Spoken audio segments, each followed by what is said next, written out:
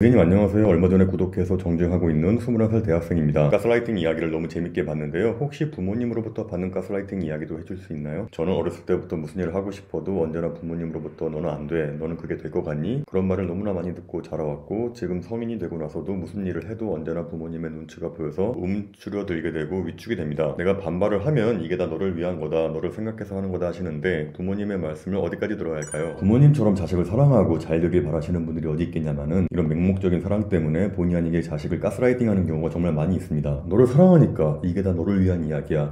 너 엄마 말 안 들으면은 불효자야. 방금 너는 그게 될 것 같니? 이런 것도 보면 가스라이팅입니다. 이 연인 사이에도 가스라이팅이 있고 친구 사이에도 있고 직장에서도 있지만 가장 위험하고 가장 그 사람의 인생에 있어서 치명적인 게 바로 부모님의 가스라이팅이라고 생각합니다. 왜냐하면 사람이 태어나서 가장 먼저 맺게 되는 인간관계가 바로 부모님과의 인간관계고 그 어린 시절부터 부모로부터 받은 이야기들은 그 아이의 가치관에 있어서 엄청난 영향을 끼치게 되거든요. 그리고 설령 부모님의 말씀이 마음에 안 든다 해도요, 자기도 모르게 서서히 그 부모님의 가치관에 물들기 시작합니다. 이 가정폭력을 하는 남편들 대부분이 어렸을 때 아빠로부터 폭력을 당한 사람들이 많다는 이야기 들어보신 적 있으시죠? 그게 다 자기도 모르게 아버지를 욕하면서도 그런 행동에 물들어서 하는 거거든요. 자, 따라서 부모님이 하는 가스라이팅은 정말 정말 무섭고 위험하다고 생각합니다. 근데 오늘의 이야기를 하기 위해서는 저희 부모님의 이야기를 안 할 수가 없는데요. 제가 기억하는 첫 번째 부모님으로부터 받은 가스라이팅은 초등학교 4학년 때였는데 그때 야구에 미쳐있던 때였어요. 공부보다는 야구책을 사서 어떻게 하면 공을 잘 던지고 어떻게 하면 잘 치고 이런 걸 매일매일 연구하면서 매일매일 학교 친구들하고 운동장에 모여서 야구하고 그런 시절이었어요. 용돈만 생겼다 하면은 그 당시에 동전 넣고 야구 배팅하는 데 있죠. 다른 친구도 오락실 갈 때 저는 거기에 매일 동전 넣고 배트 치는 게 유일한 낙이었고, 한 번은 식구들하고 월미도에 놀러 갔는데 거기에 대형 배팅 야구장이 있었어요. 태평양 돌핀스 노란 잠바를 입고 거기에서 배팅을 막 치니까 그 지나가던 아저씨들이 다 서서 구경할 정도였어요. 왜냐면 제가 공을 다 빵빵 쳐서 막 넘겨버리니까 와, 쟤 잘한다. 야, 쟤 진짜 잘한다. 야, 너 꼭 나중에 태평양 돌핀스 들어가라. 자, 그럴 정도로 저는 정말 야구를 잘하고 좋아했었어요. 전 정말 진지하게 야구 선수를 하고 싶었고 야구부가 있는 학교로 전학을 가고 싶었는데 저희 부모님에게는 씨알도 안 먹히는 이야기였거든요. 하지만 그 월미도에서 부모님이 보시는 앞에서 많은 아저씨들이 저에게 야구 잘한다라고 칭찬받은 그날 집에 돌아와서 제가 용기를 얻고 아버지에게 이야기를 했었어요. 아빠, 저 진짜 야구부에 들어가고 싶은데 야구부가 있는 부천 남초등학교로 저 보내주시면 안 돼요? 그때 아버지께서 무슨 말 같지도 않은 소리를 하고 있냐라는 표정을 지으시면서, 야, 너 지금 학교에서 달리기 제일 빨라?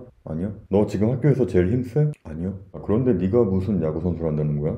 너 그 키로 절대 야구 선수 못해. 그러면서 그냥 휙 가버리셨어요. 근데 만약에 아버지께서 무슨 공부는 안 하고 야구는 야구야 하시면서 크게 혼내신다든가 야단 맞았다면은 오기가 생기고 반발심이 생겨서라도 더 야구부를 보내달라고 했을 것 같은데 굉장히 비웃는 듯한 표정으로 한심하다듯이 니까지 게 무슨 넌 절대 못해 하면서 아예 정답을 내리시면서 아무렇지 않게 저를 후려치기를 하시니까 그냥 힘이 쭉 빠졌어요. 아버지가 하셨던 다른 이야기들 다 생각이 안 나고 딱 그것만 머릿속에 박혀서 맴도는 거죠. 아, 내 키가 문제였구나. 키. 그때부터 약간 키에 대한 집착이 생겨서 그때 서점에 가보니까 키 크는 법이라는 책이 있었어요. 이렇게 막 키 크는 스트레칭, 이렇게 키 크는 마사지, 그 책을 사서 매일매일 한 거예요. 또 그때부터 매일매일 집 앞 놀이터 가서 점프 열심히 하고 농구도 열심히 하고 그 정도로 열심히 하니까 정말 신기하게 거짓말처럼 5학년 되고 나서 키가 한 15cm가 큰 거예요. 또 그 당시에 저희 집 문틀에 철봉이 있었어요. 또 어린 나이에도 철봉을 열심히 한 거예요. 힘을 키우려고. 초등학교 5학년 때 이미 저는 턱걸이를 10개 할 정도로 힘이 굉장히 세졌었어요. 자, 이젠 키도 커졌고 힘도 세졌고 그래, 이렇게만 한다면은 야구 선수가 될 수 있겠다. 그런데 제가 야구부가 있는 학교로 전학가고 싶다고 말했다가 상처만 받은 기억이 있었잖아요. 그때 트라우마가 있어서 그런지 몰라도 차마 또 그 이야기는 못 하겠더라고요. 그래서 초등학교 5학년인 제가 그 당시에 생각했던 아이디어는, 그러면 우리 학교에 야구부를 만들면 되는 거 아닌가? 또 그때는 어리니까 학교에서 야구부를 만드는 게 어떤 절차가 있고 시스템이 있는지 몰랐죠. 그러니까 그저 교장 선생님만 설득을 하면은 그냥 쉽게 야구부가 만들어지는 줄 알았어요. 그래서 그때 야구를 정말 좋아했던 학교 친구들이 있었어요. 한 15명 정도 있었는데 그 친구들을 불러 모아서 저의 생각을 이야기했죠. 했더니 그 친구들도 너무 좋다고, 우리 학교 야구부가 생기면 야, 우리가 최초 선수단이야 이러면서 너무너무 막 설레했었거든요. 야, 그러면 우리 노트를 만들어서 우리의 명단을 적고 누구는 투수, 누구는 타자, 누구는 1루수, 2루수, 3루수 이렇게 쭉 적어서 부모님에게 사인 받은 다음에 교장 선생님에게 전달하자. 그러면 틀림없이 야구부가 생길 것이다. 그런 무모하고 말도 안 되는 목표를 세우고 이제 집에 가서 제가 노트에 자로 줄 그어가면서 앞에서 애들 이름 쓰고 포지션을 쓰고 이렇게 부모님의 사인을 받는 칸을 만들고 있었어요. 이렇게 뭘 열심히 만들고 있으니까 어머님이 지나가시면서 보시더니 너 지금 뭐 만드니? 그러시는 거예요. 그때는 그 어린 나이인 제가 생각하기에도 너무 기발하고 멋진 아이디어였기 때문에 자랑스럽게 이야기를 했죠. 아 엄마 저 우리 학교에서 야구 좋아하는 친구들하고 이야기해서 우리 학교 야구부 만들려고 하거든. 그래서 지금 명단을 짜고 있는 거야 라고 얘기하는 순간에 어머니께서 제가 들고 있는 노트를 확 집어들더니 확 찢으면서 그리고 저에게 무슨 말씀을 하셨는지 저는 토시 하나 안 틀리고 다 기억을 해요. 이런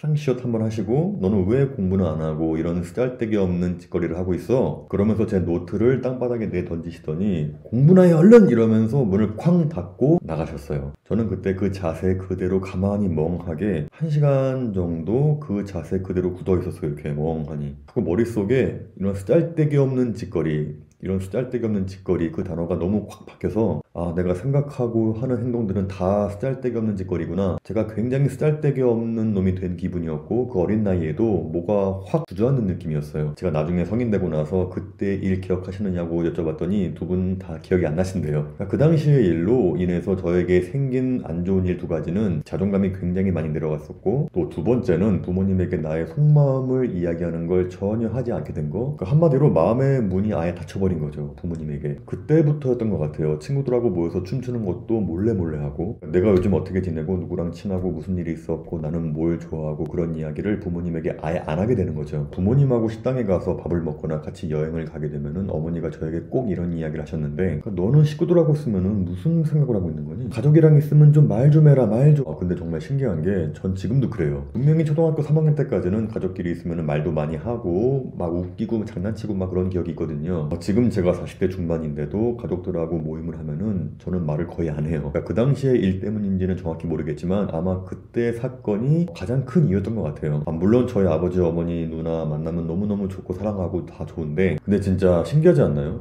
그 어렸을 때 그 짧은 기억으로 인해서 이렇게 나이를 먹어서까지 영향을 준다는 게 그리고 어머니께서 제가 어렸을 때부터 나이 먹고 성인 되고 나서도 언제나 저에게 하신 말씀이 있었어요. 그러니까 워낙 어렸을 때부터 하도 들은 이야기라서 저에게 있어서는 뭐 성경처럼 된 이야기인데 자 현규야 최고의 인생은 평범한 회사에 취업해서 꼬박꼬박 평생 200에서 300만 원 받으면서 안정적으로 월급 받고 살면서 집 사고 결혼하고 아예 키우는 게 최고의 인생이야. 그거 이외의 길은 아예 생각도 하지 말아라. 자 그리고 또 하나 덧붙이신 말씀은 나중에 커서 사업 절대로 하지 마라. 분명히 망한다.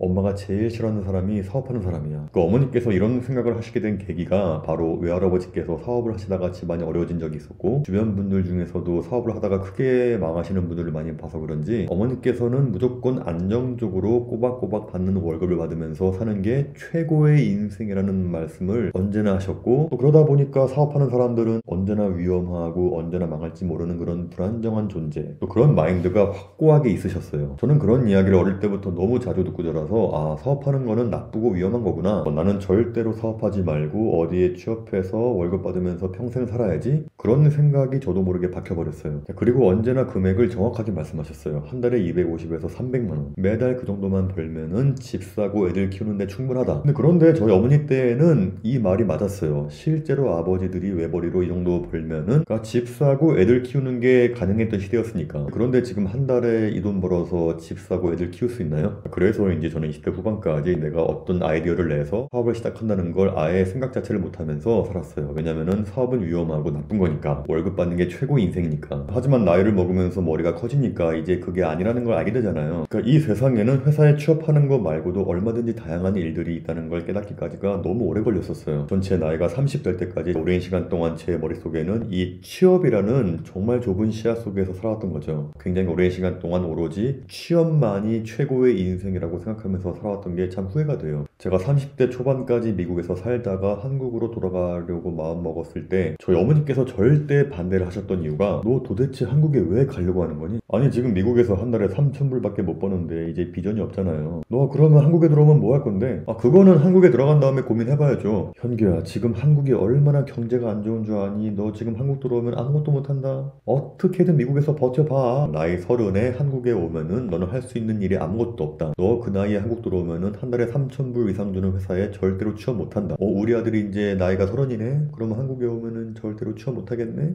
그러면 한국에서 살면 절대 안 되겠네?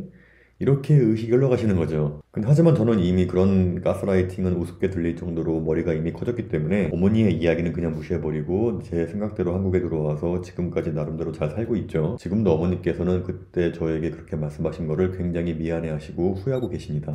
제가 지금 이렇게 긴 이야기를 한 이유는 사연자님께 이 말씀을 꼭 드리고 싶어서 그래요. 세상에 그 어떤 부모님들도 완벽한 분들은 없어요. 다 어리숙한 면들이 있습니다. 그러니까 특히 기본적으로 한국의 부모님들은 자기의 생각이 맞다고 자녀들의 머릿속에 주입을 시키는 게 이미 자식이 독립된 주체가 되지 못하는 출발점이 되지 않나 싶어요. 부모가 자식을 키우는 목표는 딱 하나예요. 내 자식이 독립된 존재로 성인되고 나서도 혼자 살아갈 수 있게 힘을 만들어주는 거. 자식에게 자율성을 주면서 여러 가지 선택지를 주면서 자식 또한 시행착오를 겪어봐야 자녀 본인들에게 경험이 되고 교육적인 면에서도 의미 있는 과정이 되는 건데, 이 성장 과정에서 하나부터 열까지 부모님이 관여하고 간섭하다 보니까 자녀가 성인되고 나서도 실질적인 독립이 안 되는 거라고 생각합니다. 한국의 부모님들은 이게 가장 큰 문제라고 생각을 해요. 자식을 키우는 목적이 자식의 독립이어야 되는데 다 널 위해서 하는 말이야. 이게 다 너의 미래를 위해서 하는 이야기야. 너 그렇게 살면 안 된다. 너는 그게 될 것 같니? 라면서 길들여진 자식들은 그것이 마음에 속박이 되어서 나이를 먹었음에도 잘못된 것이 없음에도 불구하고 뭔가 모를 죄책감을 가지게 되고 부모님을 위한 거니까 이렇게 해야 부모님이 좋아하니까 라는 속박 때문에 잘못된 선택을 하는 경우가 정말 많은 것 같아요. 이렇게 부모님들을 특별하게 바라보는 시선부터 바꿔야 돼요. 그분들 또한 세상 물정 완벽하게 모르는 어리숙한 존재일 뿐입니다. 부모님의 말씀이 정답이라고 하는 마음부터 바꿔야 돼요. 그리고 그들이 생각하는 가치관들 또한 본인의 경험에 비추어서 생긴 경험들이지 절대 진리가 아니에요. 그리고 무엇보다 부모님이라고 해서 자식에 대해서 잘 안다고 생각하시면 안 됩니다. 많은 자식분들이 부모님으로부터 가스라이팅 당할 때 이런 생각을 하잖아요. 그래, 세상에서 나를 가장 잘 아시는 분들인데 이분들의 말씀이 맞겠지. 그래, 이분들은 내가 모르는 나의 부분을 잘 알고 계실 테니까 마음은 아프지만은 받아들여야지. 나를 세상에서 가장 사랑하시는 분들인데 설마 나를 나쁜 길로 이끄시겠어? 물론 틀린 이야기는 아니에요. 부모님은 자식에 대해서 가장 잘 아는 건 맞아요. 이 자식의 성격, 성향, 기질 이런 걸 잘 아실지 몰라도 여러분들이 자라오면서 만들어진 가치관이나 꿈, 하고 싶은 일, 어떤 일을 할 때 행복한지는 잘 모르십니다. 자, 따라서 정말 중요한 거는 부모님의 말씀은 그냥 참고 정도만 하세요. 그냥 참고 정도만 하시고 결정은 무조건 본인이 하시는 겁니다. 이렇게 어린 시절부터 부모님이 하는 통제로 인해서 억눌리게 살다 보면은 나중에 성인되고 나서도 줏대가 없는 약한 인간이 돼요. 이 어린 시절부터 스스로 선택하고 결과를 감수하고 나아가는 사람이 돼야 하는데 계속 부모님의 말에 절대적으로 따르게 되면은 일단 자기의 생각이 약해지니까 그러니까 나중에 커서도 뭘 선택하는 게 굉장히 어렵게 돼요. 저희 부모님의 입장에서는 제가 공부를 열심히 해서 좋은 대학 가서 좋은 데 취업을 해야 집도 사고 가정도 꾸리고 할 텐데 제가 하라는 공부는 안 하고 야구를 한다고 하고 앉아있으니까 얼마나 불안하시겠냐고요. 저는 이젠 다 이해합니다. 어머님이 왜 저보고 절대로 사업하지 말라고 하셨는지 다 이해가고요. 하지만 그것 또한 어디까지나 부모님의 개인적인 생각일 뿐이지 정답이 아니다. 따라서 저는 사연자분 꼭 정신적으로 빨리 부모님으로부터 독립하시기 바라겠습니다. 이 사연 주신 글을 보면은 구체적으로 부모님으로부터 어떤 가스라이팅을 당했는지 모르겠지만 그것도 다 부모님께서 자식을 사랑하고 걱정하는 마음에서 하신 걸 테니까 부모님을 미워하는 마음을 갖지 마시고요. 야, 이게 다 너를 위한 거다, 너를 생각해서 하는 거다 라고 하신다면은 정말 저를 생각해 주시는 건 고마운데 제 생각은 이래요. 저는 이렇게 행동할게요. 혹시 잘못되더라도 이건 저의 선택이니까 제가 책임지겠습니다. 그런 식으로 말하고 행동하기 시작한다면은 아마 부모님께서 사연자분을 대하는 태도 또한 바뀔 거라고 생각합니다.